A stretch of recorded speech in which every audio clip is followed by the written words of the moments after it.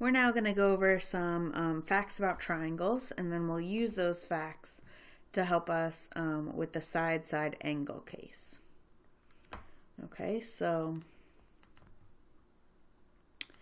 one fact that we've used quite a bit is that the sum of the three interior angles of a triangle is 180 degrees, right? All three of the angles add up to 180 degrees. Okay, and next one that you might not have thought about before, but it will probably make sense. If one of the three angles is greater than 90 degrees, so if you have an obtuse angle, then the other two angles must be acute. So if they weren't, you would have more than 180 degrees, which would be a problem. So if you have one obtuse angle, you can't have any more obtuse angles, or even a right angle. Okay, here's a fact that's important about triangles. The sum of the two shortest sides must be longer than the longest side. So if you take the two shorter sides of a triangle and add them up, that has to be longer, has to be bigger than the biggest side. Okay, the next two kind of go together. The side opposite the largest angle is the longest, and the side opposite the smallest angle is the shortest. Okay, so big angle goes with big side, opposite, little angle goes with little side. Okay. For any angle A in a triangle, since A is between 0 and 180 degrees, sine of A must be between 0 and 1. So remember, for a triangle, right, we only have positive angles, and it has to be between 0 and 180. So if we think about sine are the y values. These are all positive, and we know 1's the biggest it can be. So for any triangle, if you have this an angle of the triangle, the sine of that angle must be between 0 and 1. Okay, and then it says there are always two angles between 0 and 180 degrees that have the same sine function. Okay, so, and those angles would have the same reference angle. What we're saying here is, notice if we take any of these angles, like 30 degrees has sine of 1/2. Well, 150 degrees also has sine of 1/2. Sine of 45 degrees is square root of 2 over 2. Well, so is sine of 135. And sine of 60 is square root of 3 over 2, and so is sine of 120 degrees. So that's what we're saying. Okay, so now we're going to learn about solving the side-side angle case. Okay, so given one angle and one adjacent side and the side opposite the angle. So we have one opposite pair and then another side.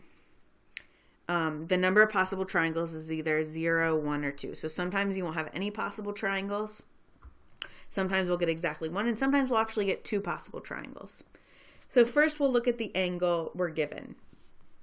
If it's obtuse, okay, then if A is longer than side B, then you'll have exactly one triangle and you'll be able to solve it. Now, if your side A is less than side B, then we have a problem and we have 0 triangles possible, and you would just say no solution. And the reason, if A is obtuse, then A must be the largest angle. And one of the facts that we just stated above, here in green, is that the side opposite the largest angle is the longest. And if A is the largest angle, then we need side A to be the biggest. So if it's not, if it's smaller than the other side you already have a problem. Okay. Now we're going to look at the case if the angle you're given is acute. Okay.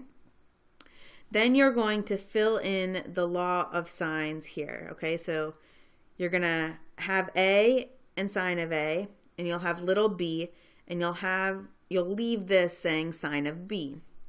And then we're going to solve this for sine of b. So we'll cross multiply, and we'll say A sine of b equals little b sine of A. We'll divide both sides by A. So we're going to get sine of B equals B sine of A over A. Okay, and you'll actually plug this into your calculator to get a number. Okay, if that's bigger than 1, then we have a problem because sine can never be bigger than 1. Okay, so we get 0 triangles, and you would say no solution. If it's exactly 1, then angle B is a right angle, and you'll get 1 triangle. Okay, and you'll be able to find a solution. Now, if angle B is less than 1, okay, then we have a possibility we're either going to get 1 triangle or 2 triangles. Now, what we're going to do is we're going to take, so angle B will be sine inverse of that number you just found in the calculator, B sine of A over A. So that will give you 1 triangle, and you would work with that. The other possibility, you'll take 180 degrees minus the B you just found. And if that new B,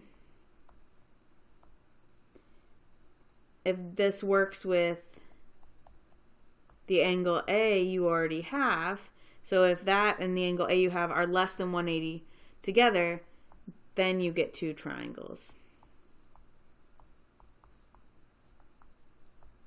So we'll work out some examples, but so we're saying if you have an acute angle A that you're given and you work out this sine of B and it's less than 1, sometimes you can get 2 triangles, and we'll show you how you do that.